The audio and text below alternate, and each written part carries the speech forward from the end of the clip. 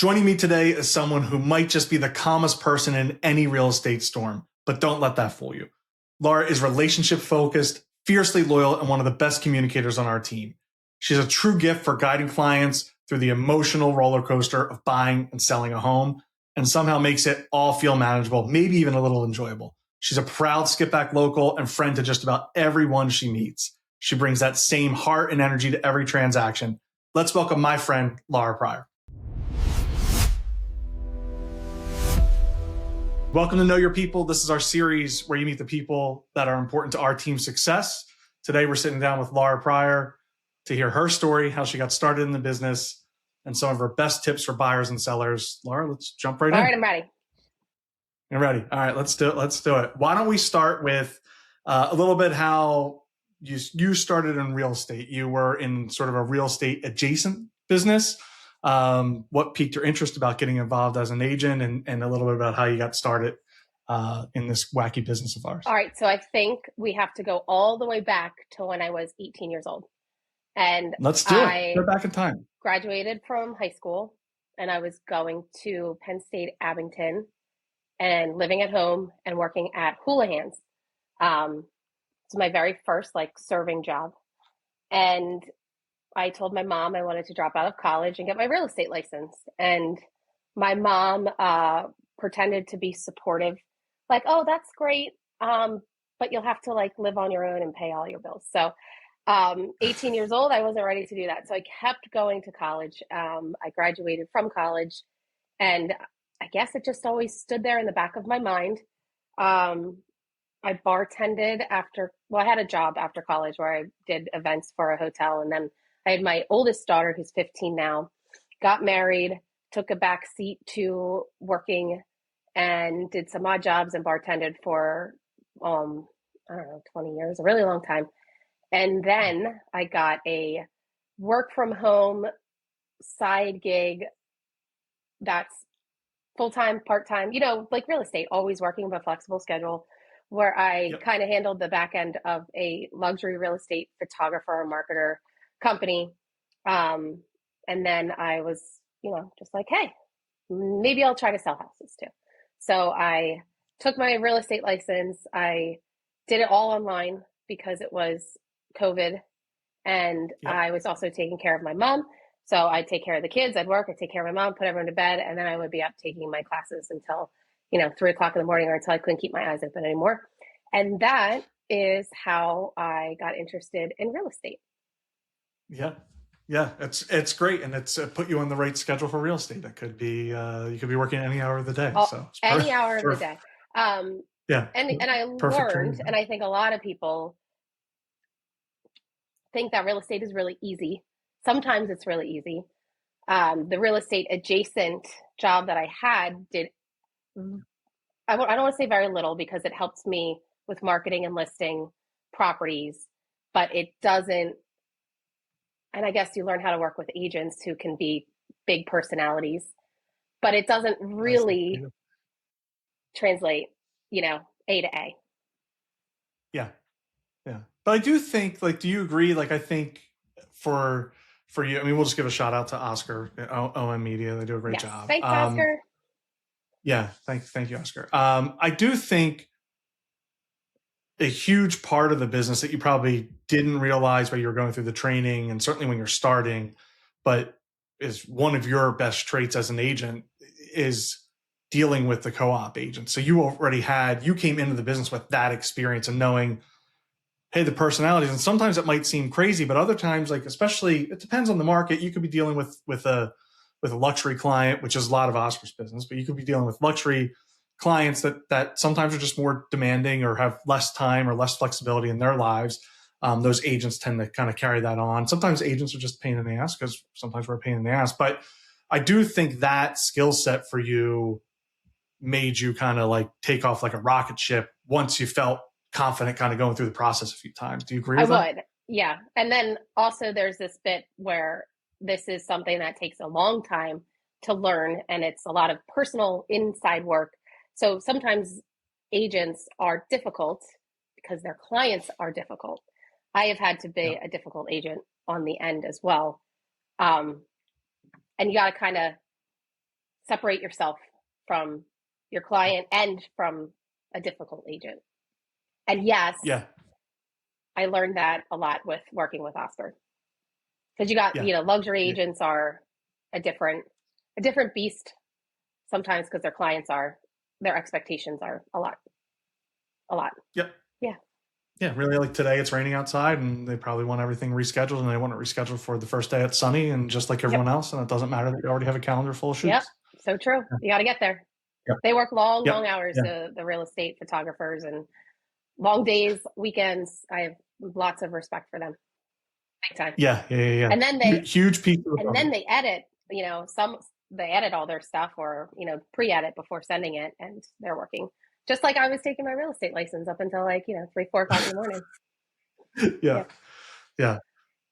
Think back to like when you first started. So you came to our team, you and I were introduced through Devin. So we'll have Devin on here at some point, obviously. You had a lot of contacts in real estate. So that was helpful too. Do you think like, your first deal was family. So I know that. So do you think like you learned a lot on your first deal? Can you think back to your first deal, or maybe it was that second deal that wasn't somebody that you already knew and had a relationship with? I think what I learned the most on my first deal is that you are going to work all the time. I remember sitting or standing in line at Hershey Park with my kids and being on a conference call with you, and it was my brother, talking through things that came up with the inspections and what to do, and your options as a seller. I think I learned more on the second one for sure, and I continue to learn. I think real estate is an industry where nothing is ever copy and paste, because every house is different and every client is different. And every client is different with the situation that they're in. Yeah. I love that. I mean, do you like that about the business, that every day? I mean, it keeps it kind of fresh. It's like, it's almost like project work. Every client you're working with, whether they're buying or selling, it's a new project, and it's hot and heavy when it's going on, and you still have to maintain with them, let them know that you're there the whole time. You want them to be part of your lives and refer business and trust you and reach out when they need help. But there's certain points where it's like white hot in terms of the intensity that you need to give to a deal in terms of attention. Oh yeah. I think I would die in an industry that you would have the same monotonous thing, like data entry or something, where every day you're doing the same thing. I couldn't do it. Yeah. Couldn't work from a desk. Yeah. I couldn't. Got to be out there. Everything has to be different. Stays exciting. Yeah. But I did enter the business as my kids got older and they needed less of me. And then it's time to get a job. It's time to work and do all the things. And it's still flexible enough because my husband's a police officer. So he has a very odd schedule and it has to kind of complement. So I don't know, a 9 to 5 probably wouldn't ever work for me because his shifts are different. If I rewind back to, the choices that I made to being where I am, yes, I had a lot of real estate contacts. I could actually, after I got my real estate license, I had people reach out to me about, joining their team and doing their things. I did interview with an agent before I even knew you were a person, or a real estate team, before I talked to Devin, that I thought I was going, that was it. I was just going to go to that person, that office, but they did. And I'm not going to name names, they're calling me out. I highly respect this real estate agent. He's a phenomenal agent, great person.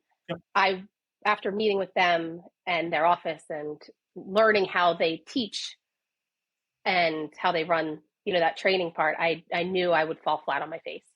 It was kind of like classroom in the beginning, and I need a lot of mentoring, a lot of handholding, a lot of one-on-one phone calls, especially as I get comfortable in doing something that I do. So that is how I ended up on your team and how I will die on your team. Oh, we're forever grateful for that. So just let me know. I'll send you a Venmo for that statement. I do think that's a good point. I mean, we're bouncing around a little bit, but I do think that's a good point. Like for agents, any agents that are listening, when you start, we all learn differently. I think you and I are very similar. It's like we got to kind of go out and kill the bear together and talk through it, like task training almost. Like, hey, we're in the middle of doing it, and now before we call the client, let's hop on a phone call and talk through as many hypotheticals as possible, and then you go call the client, and I'll be on the call if you want to. But I feel like that sticks more as you're going through the process. At least in my experience, I felt like most of the agents that have joined our team and been on our team for a while, that those are the agents where just, I mean, no matter how much you produce, I always feel like the ones who are producing the most, we're talking to the most or talking to the most often. But every time something new comes up every time. So having resources to kind of bounce things off of each other is great. And it doesn't necessarily have to be me. Oh, for sure. I call Iris. I've called John. I've called actually probably everybody on the team for something. Yeah. So it's nice to have them always. Yeah. So when you think back to like the first, we had your first couple transactions, we had a couple doozies early on for you, which was great. Mm-hmm. Little trial by fire. Think about like a little bit, talk a little bit about like how your business has changed from maybe that first year, 18 months to now, and some of the things that are sort of important to you that you're leaning into more than maybe even kind of new at the beginning. How it's changed. Well, it definitely got a lot busier. When you start in real estate, or at least when I started in real estate, I was bartending too. I don't know if I mentioned that. Still at the same time, I think I held that job for a year. Doing both was difficult because, well, actually I only worked 1 day a week. The only difficult part of it was that everything would happen when I would be going to work, and you got to answer the phone. Like, what's more important, right? Your customers at the bar, your guests at the bar, or your deal that's falling apart. And I actually remember a deal that was falling apart. I had to call out of work that night because I was like sick, right? Stressed out, super sick. It's in the stomach, in the gut, and you're like, oh my God, everything's failing. Not for me personally. Like, yes, we're here to make money, but it's not the paycheck that really drives me. It's the I don't know, the relationships and the getting to the finish line and helping people out. The money's nice, but I wouldn't do it for free, but it's not going to be the end of the world. But anyway, calling out of work and then realizing that I couldn't do both successfully. And my business changed that way. My business changed when I started to put, all of my time into real estate and social media, changing my story as, I don't know, what was it, bartender, yoga person, mom, to now adding real estate and scaling back and giving tips and tricks and stuff. And I don't know, I got good clients that way, and shareable information, I guess, sharing the information, getting clients that way, and people taking me a little more seriously as Laura Pryor, realtor, as opposed to Laura Pryor, the best bartender ever at PJ Wheelhands. Yeah. Number one. Yeah.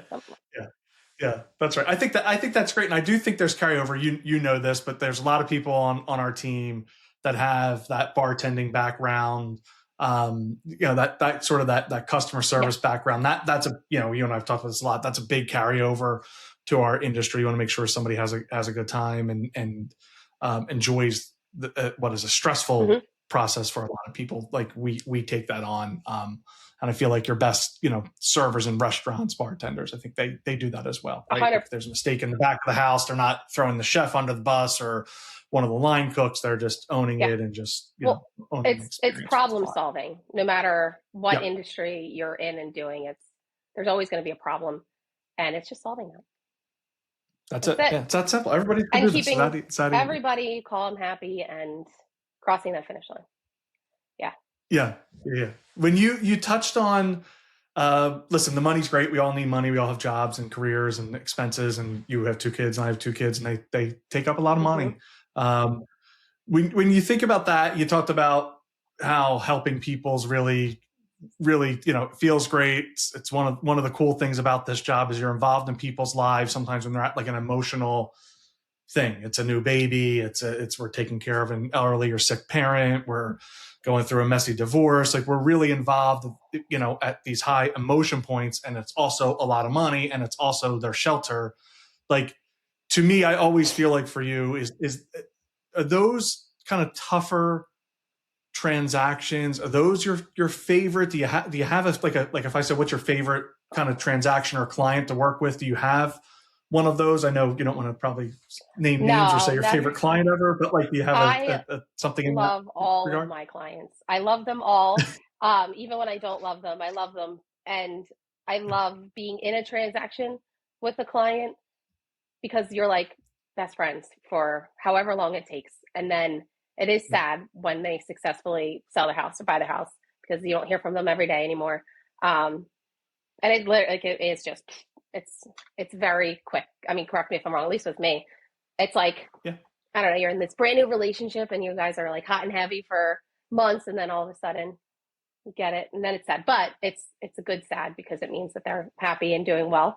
Is there a transaction I like more than the next? I think they all balance each other out because if they were, I love a difficult transaction. I love a lot of emotion. I love a divorce. I love um, I don't know how to say this, and I love a death. I love grief because I can relate to that, and the change. I love a new baby because I can relate to that. I moved into my house when I was like 9 months pregnant.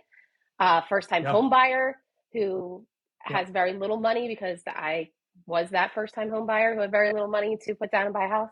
I think Yeah. they all balance each other out. So I'm going to answer your question by not answering it and say It's a perfect answer. It's a perfect answer. I love them all. We talk about on the team a lot, you are of service to the client. So like wherever they're at, you're meeting them there. And if it's a highlight emotionally and for their family, you're there. And if it's a tough time, you're there. I think that, it's one of my favorite things about you as an agent. To quote a coach that I once talked to, you just give a shit, right? Like you really care about the clients, you're involved, and you're really like there for them no matter where they're at in their life, which is awesome. True. Yeah. Which Yeah. is awesome. It's Yeah, we all talked about a couple different kinds of clients. Tell me a little bit about buyers. Like a lot of times on here, we like to talk about if you have maybe like your 3 best tips, or what's a couple things that you would say. You're meeting a new buyer this afternoon, and they're saying, "Hey, how the hell do we get started? What's kind of your go-to stuff that I've you're been telling thinking them?" about this since you um, had the one with Anthony last week, and I'm like, now none of Yeah, my answers are going to sound original, but they will. yeah, So yeah, my number one tip for working with buyers is before you go out and seriously look at homes, look at 1-2 homes with an agent that you choose, whether you're interviewing it or taking a referral from someone who bought in your family, whatever. Get a pre-approval from a lender, a local mortgage broker of your choice that you jive with. Maybe get 2, pre-approvals and shop around. Some might have a different offering or a different program. You are dealing with, I know most people, the biggest financial decision you're ever going to make in your entire life. So you need to understand the financial picture. A real estate agent is not a mortgage broker. You can sit here and tell me all day that you make X amount of money and you want to buy a house in this range and you have this much monthly budget to pay for. And I love hearing it, but none of it matters until you have a pre-approval from a lender, because at the end of the day, the financial institution is going to tell you how much you can afford. There's much more that goes amen. into the back. So what do you say? You're doing step 2 before step 1 if you're actively shopping for houses. And then if in this market, particularly if you fall in love with a house and you don't have your ducks in a row with your lender, and it takes, I don't know, 2 weeks to get a surprise thing you didn't know was on your credit, off your credit, to pay a bill you didn't know was in collections, or what have you, whatever it may be, you have lost the house that you thought you were going to buy and love because you don't have that piece of paper from the financial institution. So that's number one. I agree, you should interview with agents, see who you jive with, because someone might love Bob Kelly, but someone might hate Laura Pryor, or vice versa. We all are humans and we all have different personalities. Yeah. I also think it does a great service if you're moving to an area you don't really know, to spend time independently in that area. Like go out to dinner.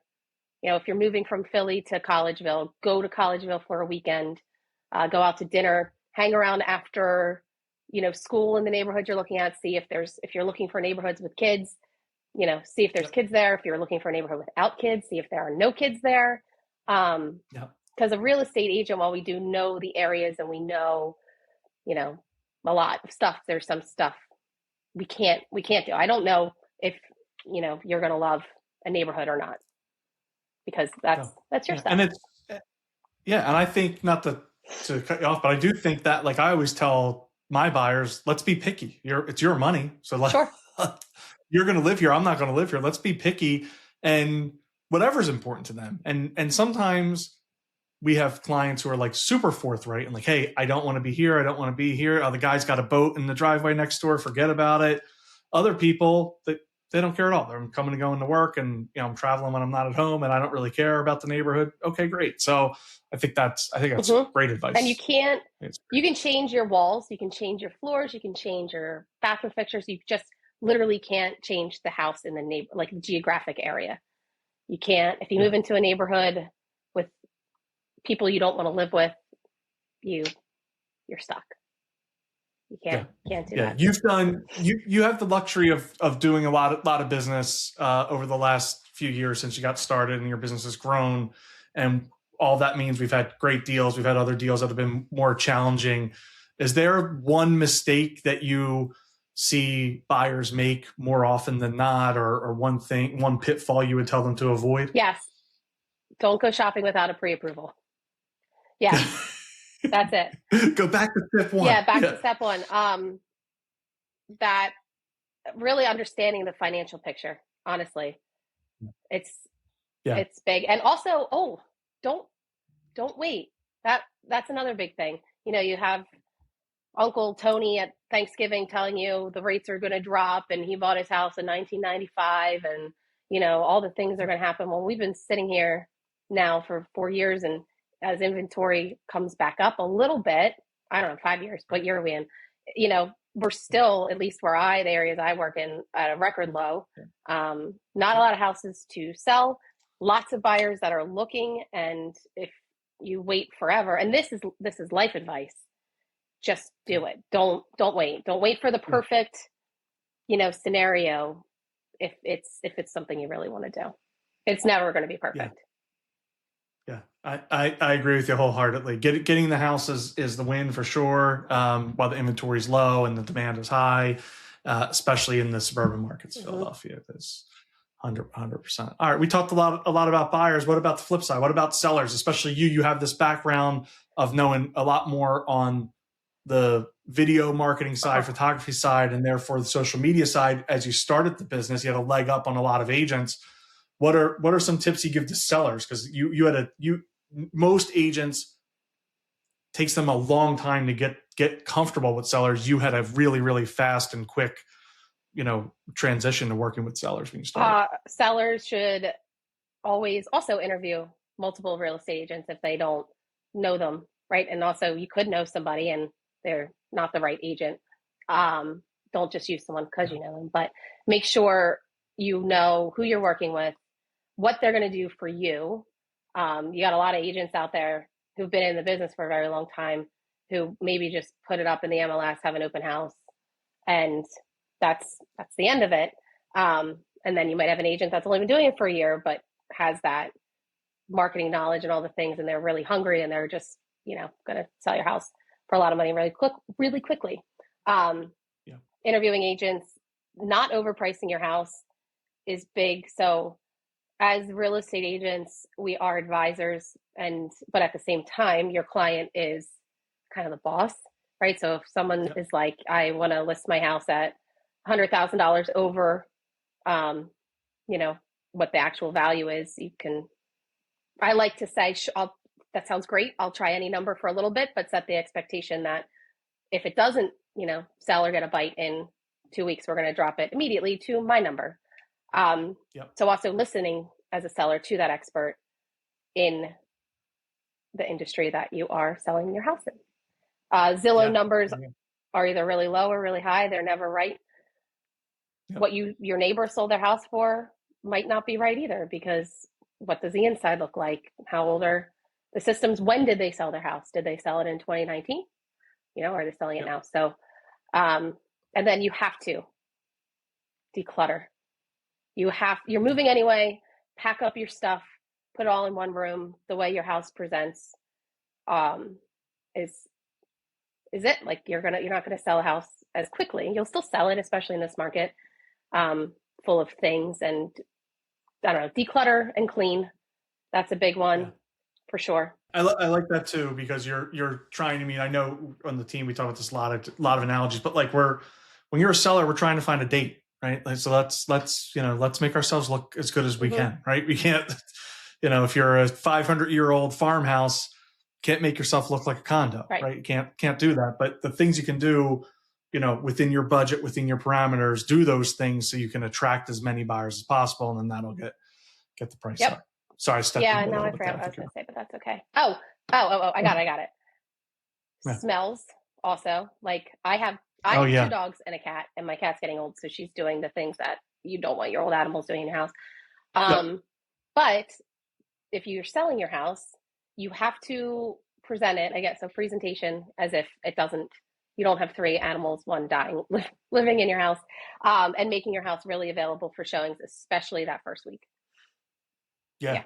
Bonus tips for sure. Let's talk a little bit more about pricing, because I think it's really important. We're recording this. It's 3rd week of February. It'll be out in a couple weeks, and we're starting already to see it with the spring market. Our team alone, just this month, we probably put up 7 or 8 listings. All of them are under contract, except for one that's like sort of a wonky commercial / business, and the other one is quite frankly a hair overpriced. I mean, talk a little bit about the pricing strategy. When you go in and you're talking to sellers, do you give them advice of like here's a 1, 2, 3, this is what the data is doing, this we could list it aspirational, we want to list it for a much higher price because we just think we're a nicer house than the Joneses who sold?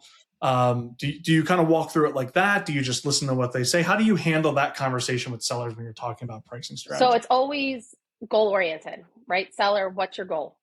Do you want to make, $500,000?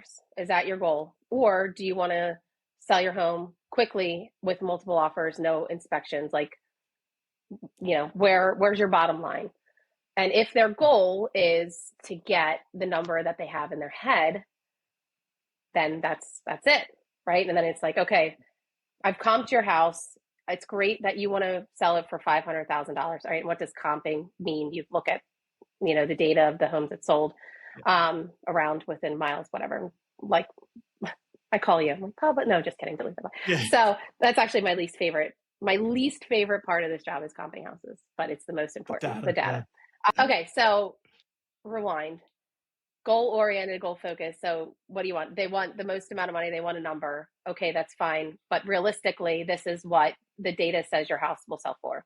So keep this in the back of your mind. We're going to try your number, like I said, and then if not, we'll cut it. But there's also, I've been surprised too, where people offer the number, not the number that it's listed at, but somewhere, above. And that's another, I don't know, I'm going back and forth, but buyers, don't be afraid to make an offer, even if it's low, because the house might be overpriced, especially if the house is sitting there too.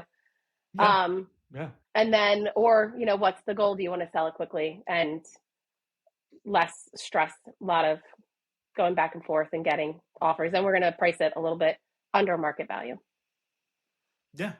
There's a lot of different options there. Sometimes people have a financial stress and they just need to unload a property, so they're willing to take less. They value a faster settlement timeline more. Other people, hey, we don't care. We need this number. We think the house is great and we're willing to wait for it. Fine. Like it's to me, I think the agents who have the best success, and you've played this kind of in every kind of category with different sellers that you've represented over the years. Hey, we're working together. Let's come up with the strategy that you want, and let's talk about both sides of that. If it doesn't work, what are we doing? Are we just sitting here and waiting? That's never a good plan. And I think you do a good job handling that with sellers, just sort of setting expectations. I will say something that I am proud of in the listing side of my business, especially as we looked into more at the end of last year. Sure, there was a time that you just put a house for sale, and even if it was the worst house in the world, presented the worst way, it was just going to sell for $100,000 over asking price no matter what. But with exception to this co-op that it's like the island of Lost, but it's finally under contract. My homes from, advertising it coming soon or active to under contract I don't, correct me if I'm wrong. I don't think I've gone more than 2 weeks with a house sitting. I Yeah. don't think, but Yeah. No, you move them yeah. quick. And when we have them sitting, I mean, this is for most of the agents on our team, but I would say specifically you, whenever there's something sitting, it's just more unique, Mm-hmm. right? And my dad had a couple crazy analogies, but he would always say, well, some people like vanilla and some people like chocolate ice cream. And if you're selling one of those, that's pretty easy, right? Yeah. There's a lot of buyers for that. But if you have like a more unique property, by definition, there's just less interest in it. And if you are a seller and you have a sort of vanilla property, but you price it more uniquely, Right. or the condition is more unique, either high or low, then you're going to have a different outcome. So I think you do a really good job kind of handling that discussion with them, and getting your listings sold and getting them out there. Hey, thanks. What about we talked about buyers, talked about sellers. What about like dealing with other agents, or even thinking back to when you first started, like a piece of advice to someone who's newer in the business, like not necessarily something that maybe something that you wish you knew that first year or those first few months, but now that you've done a lot of business, what's some advice that you would give to some new agents? I know you've done this with other agents. I think over communicating is best. The worst you're going to do is, I don't know, kind of be annoying to be calling the agent and communicating those things. Just things with like timelines, or like, hey, home inspector's coming, even though the home inspector is going to go through the app and schedule it, whatever. Just over communicating. Yeah. And I think I talked about this a little earlier, not separating yourself, your let's use energy and your feelings from the other agent, because what they are and who they are is not who you are. Because you might have, I don't know, the nicest agent on the other end, or someone a little more difficult who's been and in the industry for, 30 years, and they've never had this happening. And also the length of time you've been in the industry. Don't be scared of people who've been in it a long time. You're all equals. Yep. Their headshots not a little not older. A union position. Yeah. You're not. No one's in a unique position. Yeah, not a union position. You don't get paid more if you've been in for 30 years, unless you're just. I thought you said unique position. Unique, but yeah, oh, unique. Same. Yeah, like you're all the same. So not to be. Yeah. Don't be scared. Just be yourself, and over communicating. Unless, right, here it is. Unless it's showing cards for your client that you have the fiduciary duty of protecting, and just timeline stuff. Yeah. I think that's really important too. Like newer agents, and whether, like, we have a team, obviously, so we have other people that, we can always pick up the phone and call me, but we've already talked about we have a great group of agents, and everyone kind of helps each other out. But even if you're a solo agent, I think that's always my advice. When you get started, closed mouths don't get fed. Like, you have to be going out there, and one, you have to be on the hunt. People have to know you're in the business, like your friends, family, past contacts, and other jobs, to that you're going to attract as clients. But more importantly, in your office place, or if you're on a team, you have to talk, and you can't be shy. Like we talk about it all the time on our team. Let's make the mistakes with each other. Let's tighten everything up before we go out there public facing and like talking to the clients. If we're not sure about something, that's okay. I mean, we talked about this, probably about a year, 18 months ago. The market's still pretty hot in the suburbs, but from the time you started, there was a group of agents, four or so on our team, that started, let's say 2020 through 2022, and went 2 years and never had to do an inspection. Oh, yeah. So you're going through it for the first time, but even agents, those of us that started 20 years ago, we hadn't done it in 2 years. The market didn't bear it out. So, everyone kind of had to like rediscover that. And, as the market shifts, things come and go. So just that communication with everybody, I think makes your education level go up a lot faster when you're starting. For sure. I think education is important. I'm glad you mentioned that. Like, you're never going to grow or get better if you're not learning something or immersing yourself in your office culture or your real estate culture. And you're gonna crash and burn, I think. So I guess, and that's, new agents, just dive in, just do it. Yeah, a lot of people get started for the whole idea of flexibility, and like you touched on earlier, right? Your husband, police officer, his schedule kind of moves a little bit. You have to have flexibility, right? For your Mm-hmm. family, you have to have flexibility, but you can't do nothing, right? Like you can't do, No, can't yeah, do nothing as an agent. So like, yes, there's flexibility if you want to watch TV at 10 o'clock and you don't have any clients and you want to be on Netflix for an hour, you can do that. sure, My wife's a teacher. She can't do that, but you could do that. You're not going to make any money doing that. right. You're not going to improve your skill set. So like finding a way to do that stuff, to me, the flexibility is part of the reward, right? Like you, you, you have to be available for your clients when they're available. That's what you signed up for. That's the job. But, finding time to make yourself a better agent is also part of your responsibility as an agent. Right. Educate. And the So things yeah, you do, what month are we in?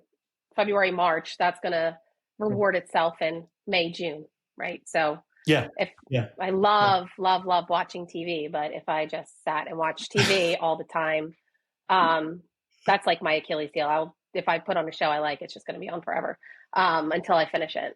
So yeah, you're just never. What's our go-to TV show? What do we have right now? What are we I watching? just finished up Mobland with my husband, and that was Okay. good. I'm waiting for part 2 of Bridgerton to come out next week, Okay. and the Peaky Blinders movie. I can't wait for that. I saw the trailer today. I didn't watch it, so when we hang up, I'm going to go watch it. Yeah. And then I think I'm going to rewatch Game of Thrones for like the 5th time. But to do that, I have to get HBO Max. I still haven't renewed my thing. All right. We'll start a GoFundMe in the comment section. No, just get it. Yeah. All right. You gave a lot of good tips. Everyone who's on here from our team, I do like to talk about. I know you don't know any different because you started fresh with us out of the business, but just from your observations, you do know a lot of agents, so you have a different perspective than a lot of people. Some of the, what would you say about some of the good things about being on a team, some of the challenges about being on a team, and working through that, and how that looks for agents who are just getting started in the business if they're examining that route? I think what is most important, and I think I lucked out, actually. I really just listened to what Devin had to say. And then I think when I had my interview with you, I was on vacation with my family, and I think we talked for way too long than what my vacation with my family should have been. Yeah, we're chatting back. Right. But I think it's important to not think of it as a job interview in the traditional sense where the person, so the team leader or the boss, is interviewing you, but to sit more as the interviewer when you're, interviewing brokerages, teams, whatever it may be. What are they going to do for you? Right? Because you're an independent contractor, so you're free to go and do whatever you want. But what's the team going to give you? Some teams don't give leads, right? Some teams just don't give any trainings, don't give any opportunity. So I've heard. I don't really know. You want to be comfortable with your team leader, who is the more seasoned agent, so to speak. They started the team, and ask them questions, because if you're embarrassed to ask your team leader questions or your sales manager questions, you're in the wrong place. Not that there's anything wrong with that team leader or that sales manager. It's just if you're not comfortable with them, that's a dynamic that you kind of have to explore who you're comfortable with. That's my biggest tip. I think that's great. And you have been since the beginning. And like I said, you started, everyone on the team has some connection, but since the beginning, you've always been a great team player. I can't thank you enough for that. You know how I feel about you. I say that all the time, but like, I can't thank you enough for that. And you're always welcoming as we brought on new people. You've helped out with them when you knew, hey, I'm strong in this area, I can help you. When you need help with something and you see somebody else like, oh, they're doing pretty good with that, you don't have any ego about it. Like, hey, how'd you do that? Like don't be afraid. Like, it goes back to don't being afraid to ask. And it's been great having you on the team. Obviously, thanks. Yeah, you're gonna have people that are better. Like Michelle is really great with contracts and all the knowledge there, and she helped me learn. And I still have. Anytime I have a question, and it's not like it's always just validation, right? I'm looking for. Am I crazy? Did I dream this up? I'm like, Michelle, and I think, and you, I'm like, tell me, is this am I crazy? And they're, no, Yeah. usually I'm not, but sometimes Yeah. she No, knows it that's part like of the it. back of her hand.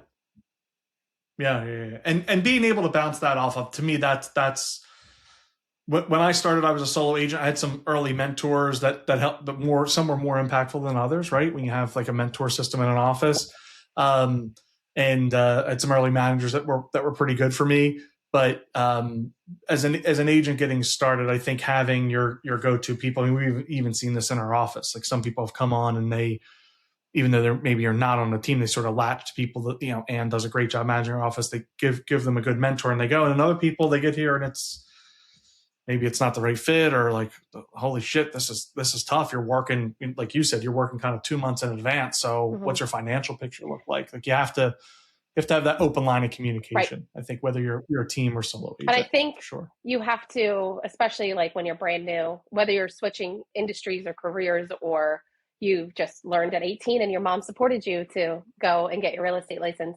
to not waste time. Like, just dive in. Maybe you need a week or two to observe and see how things are done, but just both feet in the pool, just dive, or head first, just go in and give it 100%. Because if you give it 50%, you're only going to get 50%. Yeah. For I mean, and for us, like, I kind of joke around and say, like, you just have to get in there, because look, if you mess it up, it's only all the money in the world and someone's shelter. So no pressure. Yeah, no big deal. No, no big deal. No pressure. But we're all here. It's just, you just pick up the phone call, right? Right. Yeah. How about share a little bit more about yourself? I mean, I know you super well, but just for the millions and millions of listeners, a little bit about some stuff you do outside of real estate, your family, where you like to go, local spots you like to hit, and a little bit more about you personally. Just let people know who you are. I just found myself with a lot more free time, so I am looking to fill it. So if anyone has any suggestions, let me know. I thought I would start a YouTube channel where I could go travel internationally to view houses and how other people live, and like old buildings, so that it would complement real estate, and I could use my business to pay for my international travel, because I really love to travel. It's been a little bit since I've gone anywhere, but I think my last international trip was way too long ago. But I love going to the beach. I have 2 daughters. One is 9 and one is 15. They both cheerlead. One is in high school for cosmetology, which I'm very excited for her to graduate and start doing my hair, and nails and all the good things. I do races, actually. I do triathlons. There's one I do every year, standard, and I actually only did that one last year. But this year I signed up for a half Ironman in September. So that means more triathlons in the summer in my future. If you don't know what a half Ironman is, it is, I think it's a 2-mile swim, a 50-some mile bike ride, and then a half marathon run at the end. And I don't do these to place. I'm not fast. I just do them because I actually enjoy them. And it also gives you mini goals too. I got to go to the gym today, because if I don't go to the gym, I can't run, and I'll fail this goal. I love karaoke and singing. I love going to the Dutch. Shout out to the Dutch, the best bar in Skippack, actually in Montgomery County. The greatest bartenders. Their food is actually really good too. And they have karaoke on Friday nights. And I like to sing The Little Mermaid, Part of Your World. It's a sneak song. If you guys are into singing karaoke, you will be surprised how many people love it. I think, I don't know, what else do I like to do? Skippack. You're all things Skippack. I love Skippack. We're leaving out Skippack. I actually, when I was looking to buy houses with my husband, we were looking to stay in the North Bend School District. We toured, my real estate agent probably, like, now I'm like, oh my God, that guy like hated us. He didn't hate us, but we were those buyers that saw a million houses and hated every single one we saw. And then I looked outside of North Bend School District I was probably Zillow, and I found this house that I live in now. And I was like, let's go see this. And we saw this house, and then actually one in your neighborhood on the same day. And we ended up settling on this house. And I never knew I would have loved living in Skippack Village because I really didn't know that it existed. It always felt, I think it made a little bit of a turn because it was kind of, I don't know how to say this in a nice, politically correct way, but like an older village, like older people walking around. But I think it definitely made a turn over into the, 30 to, I don't know, 30 to 60. I'd hang out with 60-year-olds, sing karaoke with them. But I don't get to go out as much as I would like to. I love the Parc Bistro, has the best French onion soup and Caesar salad. And they have a really good red sangria and the best bartenders there too.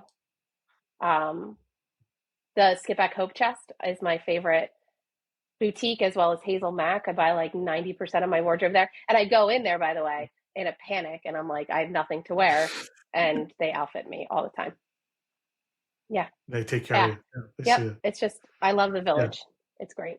Yep. Skippack, underrated. Underrated for those of you who don't know. PV School District, by the way, is also great. And for those of you that are striking out in North Penn School District, take a look at Satterton and PV. And PV, there will be no homes to buy because I think every time I look at the real estate report cards, it's always the lowest in those areas that we serve. Yeah. Real low. Yeah, for sure. But I'll help you buy it. Well, we'll wrap up. Listen, I said this earlier, you are one of my favorite people in real estate. I'm so glad that we became friends and you joined our team. Glad you interviewed me and thought that I was okay. And I think, for people who are looking for an agent that can be, flexible and meet you where you're at, I think you bring that skill to the table better than 99% of agents. You're great at meeting them where they're at, and give Laura a call. All our information will be in the notes or description below. Great. Yeah. Thanks. Cool. Thanks, Bob. Thanks, Laura. Thanks for checking out Know Your People. If you enjoyed this episode, do us a favor. Follow or subscribe on your favorite platform. Leave a quick rating and tell a friend to check us out. You can find us on social media at Bob Kelly Team across all platforms. And if you want to connect with our team or today's guest, the info is in the description below. Go show some love.